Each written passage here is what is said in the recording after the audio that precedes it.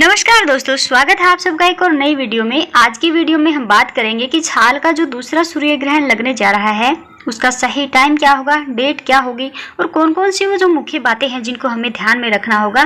तो चलिए बात करते हैं कि इस साल 2023 का दूसरा सूर्य ग्रहण जो है 14 अक्टूबर को लगने वाला है। भारतीय समय अनुसार रात 8:34 से ये ग्रहण शुरू होगा और 15 अक्टूबर सुबह 2:25 तक रहेगा। यह सूर्य ग्रहण भी भारत में दिखाई नहीं देगा, इसीलिए इसमें भी सूतक नहीं लगेगा। यह ग्रहण पश्चिम अफ्रीका, उत्तरी अमेरिका, दक्षिणी अमेरिका, अटलांटिक और आर्कटिक में देखा जा सकेगा।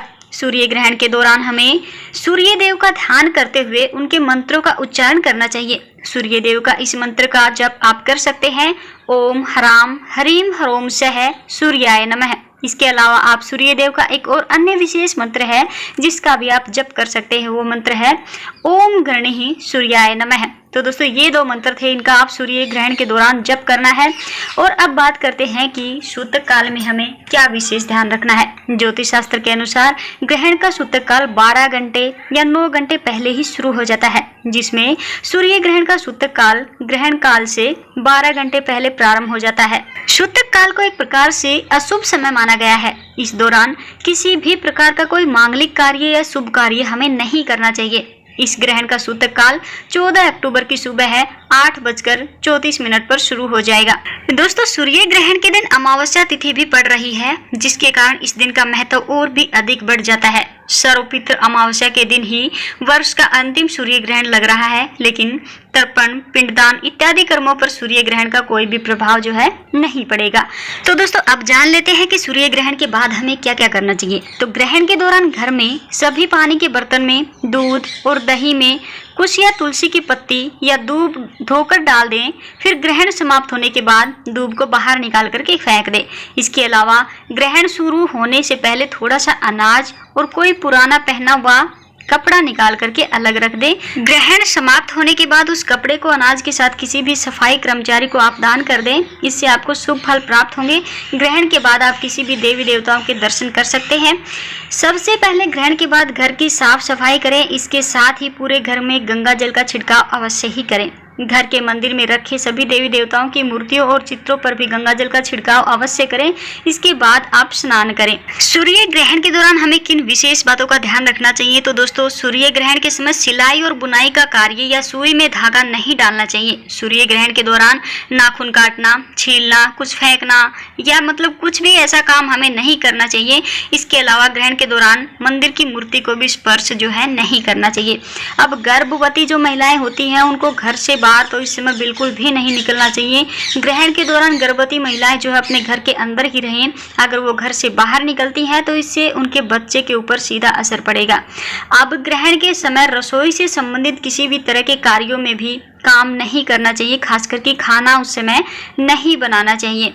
सूर्य ग्रहण के बाद कैसे पूजा आपको करनी है। तो सूतक काल हटने के तुरंत बाद आपको मंदिर पर गंगाजल का छिड़काव करना है। इतना ही नहीं, मंदिर को हाथ लगाने से पूर्व आपको खुद पर भी गंगाजल का छिड़काव जो है करना है। ऐसा कहा जाता है कि गंगाजल बहुत ही शुद्ध होता है और किसी भी ग्रहण का उसकी पवित्रता पर कोई प्रभाव जो है नहीं पड़ता है।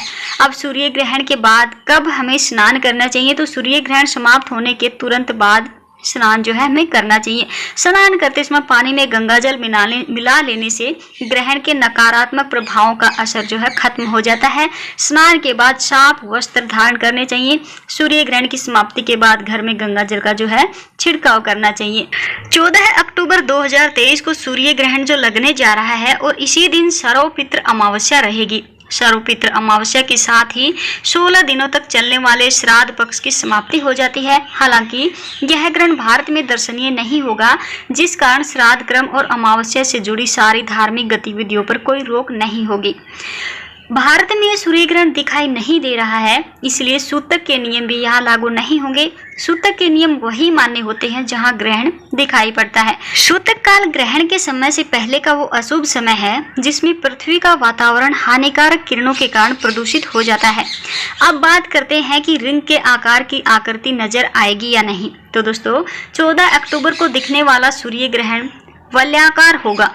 इस स्थिति में चंद्रमा धरती से काफी दूर होते हुए भी सूर्य के बीच में आता है। यह ग्रहण पूर्ण सूर्य ग्रहण के विपरीत होता है। इस स्थिति में यह सूर्य को पूरी तरह से नहीं ढकता। इसके कारण आसमान में एक रिंग जैसी आकृति बन जाती है। यह सूर्य का अंग होती है, इसलिए यह एकदम अलग ही नजर आती है। तो दोस्तों, ये थी सूर्य ग्रहण के बारे में जानकारी। उम्मीद करते हैं कि आपको हमारी ये जानकारी पसंद आई होगी। अगर जानकारी सच में पसंद आई है तो वीडियो को लाइक कीजिएगा, शेयर कीजिएगा और कमेंट में अपनी राय जरूर दीजिएगा। तो दोस्तों, आज की वीडियो में बस इतना ही। अगर आप चैनल पर पहली बार आए हैं तो प्लीज़ चैनल को सब्सक्राइब करके साथ मेरे बेल आइकन को प्रेस जरूर कीजिएगा, जिससे हर रोज़ आने वाले नई नई वीडियोज़ की नोटिफिकेशन सबसे पहले आपको मिलती रहे। तो दोस्तों, मिलते हैं आपसे कल एक और नई वीडियो में नए उपाय नई जानकारी के साथ। तब तक के लिए सभी दोस्तों को जय श्री श्याम।